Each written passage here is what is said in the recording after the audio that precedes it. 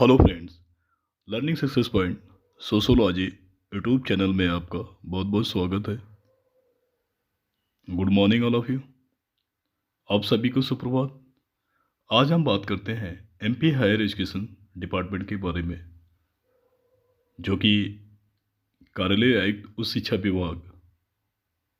भोपाल मध्य प्रदेश से एक आदेश जारी हुआ था। जो भी शासकीय महाविद्यालय या अग्रणी महाविद्यालय हैं, उन सभी के लिए ये आदेश जारी हुआ था। तो दो चीज़ें हैं। एक तो जो गेस्ट फैकल्टी या अतिथि विद्वान जो कि शासकीय महाविद्यालय में जो कार्यरत है, उनके लिए तो खुशी की बात है कि 5/10/2023 जो अतिथि विद्वान जो नवीन नीति थी कनिका 8 में कार्यरत अतिथि विद्वानों के एक अकादमिक सत्र में, अगर वो जो जहाँ कार्यरत हैं वहाँ से अगर कहीं और भी दूसरे ज़िले में जाना चाहते हैं तो उस सब्जेक्ट में अगर सीटें खाली हैं तो वो रिलोकेशन करा सकते हैं, ट्रांसफ़र करा सकते हैं। दूसरी सबसे बड़ी चीज़ ये है कि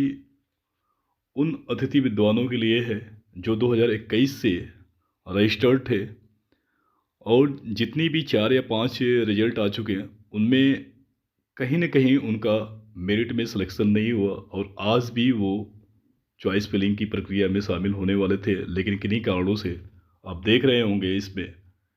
कि जो मैं अंडरलाइन किया हूँ, उस अंडरलाइन में एक चीज़ पॉइंट लिखा गया है कि वर्तमान में कार्यरत अर्हताधारी एवं मध्य प्रदेश के मूल निवासी।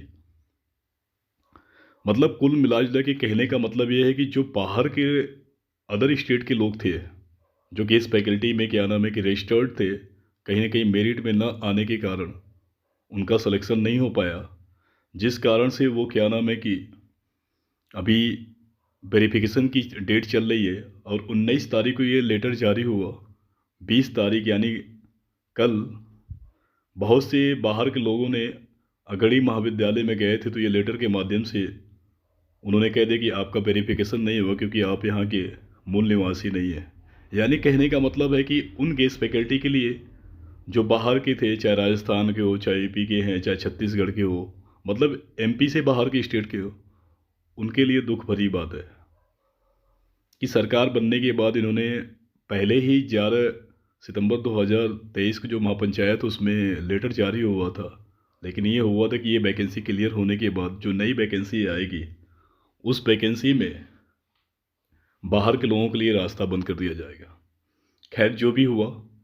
सरकार अपने अकॉर्डिंग अपने अनुसार नीति बनाती है और अच्छी भी बात है कि हर राज्य अगर इसी तरह अपने अपने लोगों के लिए बनाए तो शायद हमें लगता है कि सभी लोग जो भी हों जिस राज्य के उसी राज्य में नौकरी मिलेगी।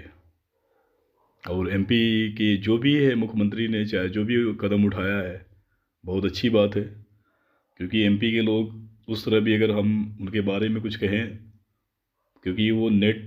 की जो परसेंटेज है वो बहुत कम है। जो भी है देखा जाए तो अगर एक 100% में तो लगभग 70% लोग हैं जो पीएचडी बेस पे कहीं ना कहीं एपी में या असिस्टेंट प्रोफेसर गेस्ट फैकल्टी में कार्यरत है। नेट की परसेंटेज इस राज्य में सबसे कम है, इसलिए